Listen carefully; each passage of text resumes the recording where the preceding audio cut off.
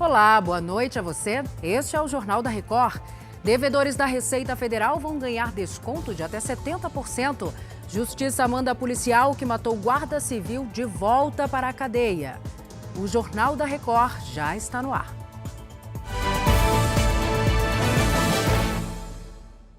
Oferecimento: Investe Mais Bradesco. Seus investimentos num só app.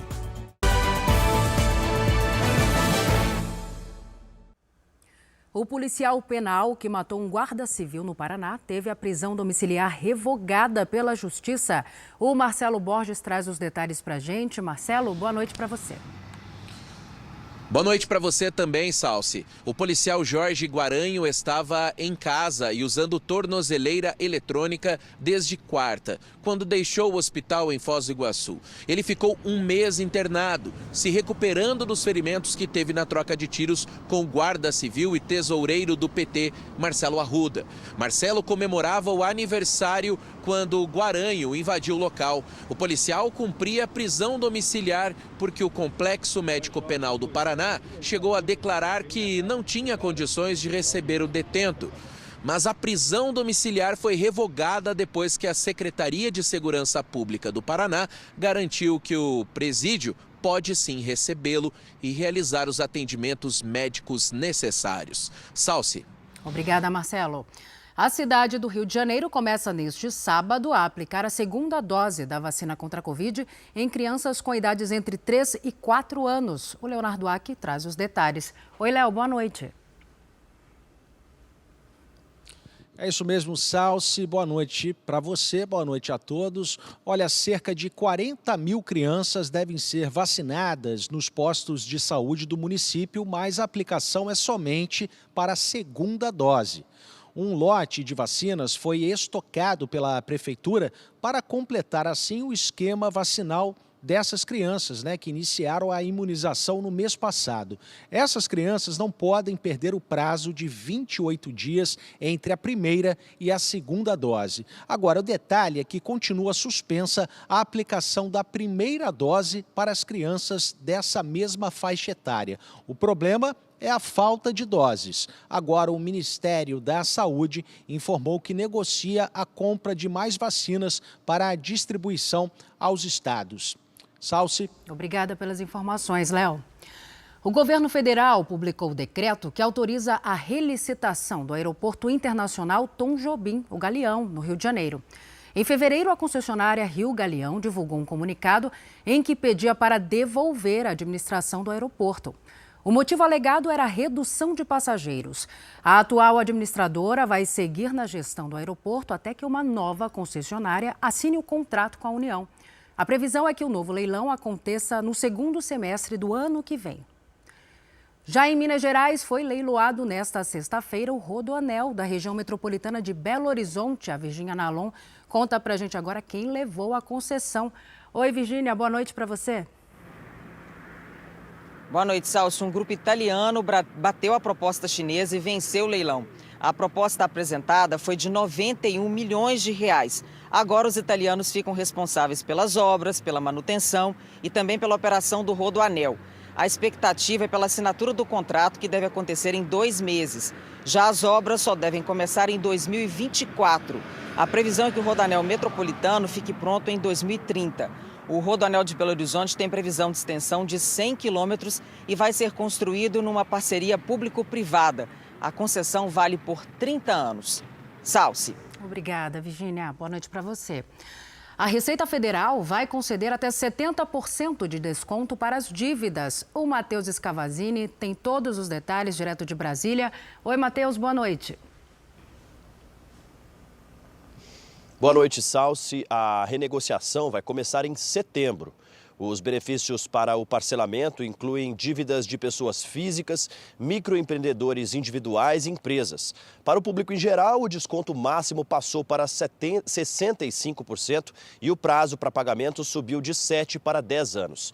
Para empresas e MEIs, o desconto chega a 70% e o prazo passa de 12 anos. Os beneficiados pela portaria publicada nesta sexta-feira poderão renegociar dívidas acima de 10 milhões de reais.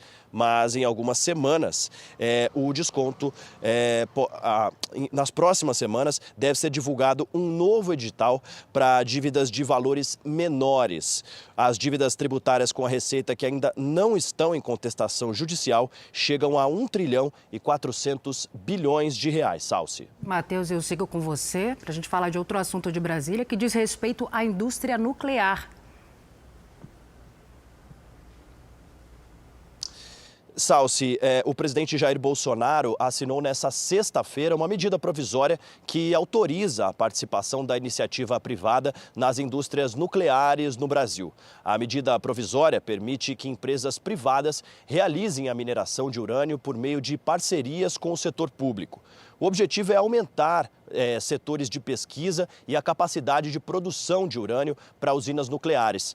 O texto da medida provisória, divulgada pelo Palácio do Planalto, permite a parceria com pesquisadores. Segundo o governo federal, apesar do Brasil ser rico em minérios nucleares, a maior parte do que é usado é importado. Para a MP se tornar definitiva, precisa ser aprovada pelo Congresso Nacional em até 4 meses. Salsi. Obrigada pelas informações, Matheus. Bom descanso para você. A implantação do 5G deve atrasar mais 60 dias em 15 capitais por causa da dificuldade na importação de equipamentos. A sugestão de adiamento do prazo para o final de novembro foi feita pela equipe da Anatel, que acompanha a limpeza das faixas para evitar interferências nos sinais dos satélites. O conselho diretor da agência ainda precisa aprovar um novo adiamento do prazo. Pela regra atual, todas as capitais deveriam receber o sinal até o fim de setembro. O 5G já está disponível em 5 capitais e deve ser liberado na próxima semana em Curitiba, Salvador e Goiânia.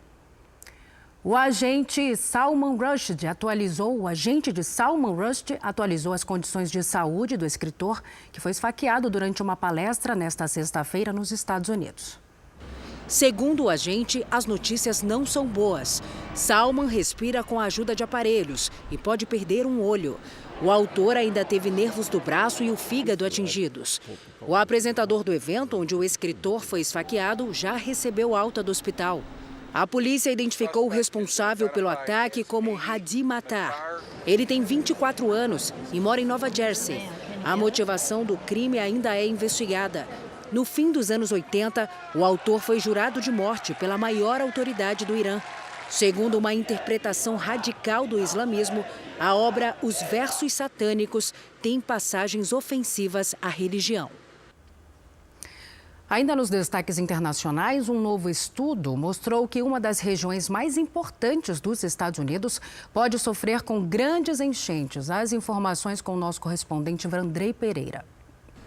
Há mais de 2 décadas, a Califórnia sofre com a seca e os incêndios florestais. Mas isso pode mudar nos próximos anos e de forma radical. Um estudo mostra que inundações, antes muito raras, podem ser frequentes por causa das mudanças climáticas. O mais preocupante é o potencial para causar estragos e afetar a vida de milhares de pessoas. Há previsão de que possa ser o desastre climático mais caro da história do país. De Orlando, Vandrei Pereira. O Congresso norte-americano aprovou um projeto de lei para combater mudanças climáticas e a inflação. O pacote de medidas foi estimado em 430 bilhões de dólares, o equivalente a mais de 2 trilhões de reais. A maior parte vai ser usada para ações de combate ao aquecimento global.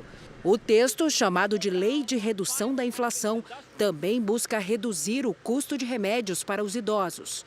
Apesar da vitória apertada na Câmara dos Deputados, os democratas esperam que a aprovação ajude o partido nas eleições legislativas em novembro. A República Tcheca considera suspender o visto para todos os viajantes russos como próxima sanção do bloco contra Moscou. Hoje, o país comanda a presidência rotativa da União Europeia. Quem traz os detalhes é a correspondente Ana Paula Gomes.